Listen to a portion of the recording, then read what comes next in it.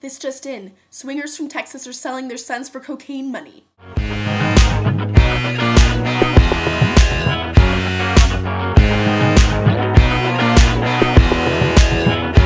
So to start today's show off on a light note, I just wanted to let you know we're all going to die. Yes, you heard me correctly. 7 Atlantic hurricanes are predicted for 2008, and 1 is said to slam into the U.S. coast. Fuck my life. Residents of Duncanville, Texas are complaining because one of their neighbors is having sex parties in their house. Some of their parties even have up to 100 guests at one time. Now, having a sex club in Duncanville is considered illegal, but I wouldn't really call it a sex club. They are collecting money from people and promoting their parties on their website, but it's not really a technical business. So leave those nasty old swingers alone. The Hershey Company has decided to stop selling their icebreaker packs in the little blue wrappers that they currently are because they look nearly identical to dime bags used in selling cocaine on the streets. Police even said they look so similar that they need to do a field test on the icebreakers to make sure that it isn't cocaine before they take it out of the package. OMFG. Thanks, Chief of Police, for letting me know what's up in this heezy shoozy funeezy. I totally would have snorted those nasty-ass icebreakers and gotten mint shit all up in my nose if it weren't for you and your awesome investigation. Marcy Grant from Iowa was sentenced to 5 years probation yesterday for attempting to sell her 4-year-old son for money to buy a wedding dress. Mommy!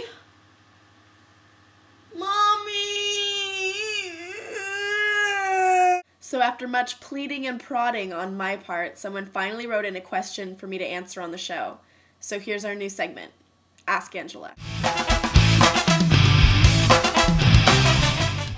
Our letter for today was received last night at 9:32 p.m.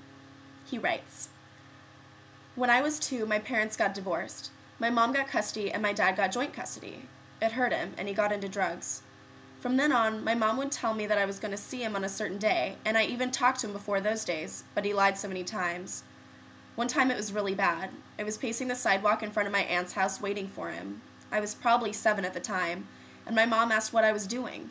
I told her, and she said, 'Honey, your dad was supposed to be here on Friday. It's Monday.' I just kept going on like that for the past 13 years. Until about 2 years ago, he got clean and was living with a family friend, someone we all trusted and cared about. It turned out that she was buying heroin for him. I was lied to again, and he got back into drugs. About a year ago, he moved to Montana to get away from the drugs and bad life habits that he had here in Aberdeen. It sounds like he's clean, but I don't know if I can trust him anymore, if he's going to stay clean or fall back into his old habits. Well, friend, sounds like your dad hurt you a lot, and I know you're never going to forget, but forgiving is definitely something that should be in the bill for you. Maybe not right now, but definitely sometime down the road.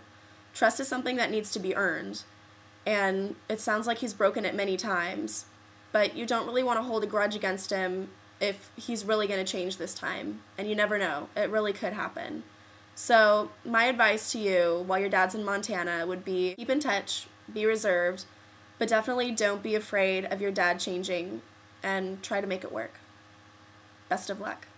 So if you don't know already, about a week ago, a 19-year-old boy named Robert Hawkins opened fire in a mall in Omaha, Nebraska, killing 32 people. Experts are trying to figure out what this sudden rise in youth violence is, and some people are saying violent music, to broken down families, to video games, to crappy security in schools. It's really upsetting to me, the rise of youth violence and youth suicide in our community today. Suicide is just such a final decision. And everyone gets messed up sometimes, and everyone has emotions, but it's really upsetting to see kids that are so naive and feel like there's really nothing else they can do besides just end their lives. I think we all really need to step up to the plate when it comes to preventing violence in our homes and in our schools, with our friends, and with ourselves. I know it sounds really cliche, but violence is definitely not the answer. Right now I really want to commend the band My Chemical Romance. They released a song called Teenagers on their Black Parade album about the rise in youth violence. And although it has a super catchy tune, I can't stop dancing to it all day in my room, it has a really great message. I'm going to put it on my MySpace profile for a while so you guys can listen to it. So that's all that really caught my eye this 7th of December 2007. I'm Angela Stank, and you just got a whiff of the stank. Music is my boyfriend. Music is my girlfriend.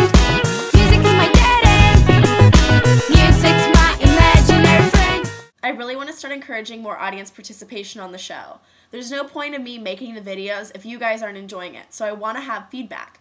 Let me know what your opinions are about what I'm talking about. If you have anything specific that you want me to address on the show, let me know.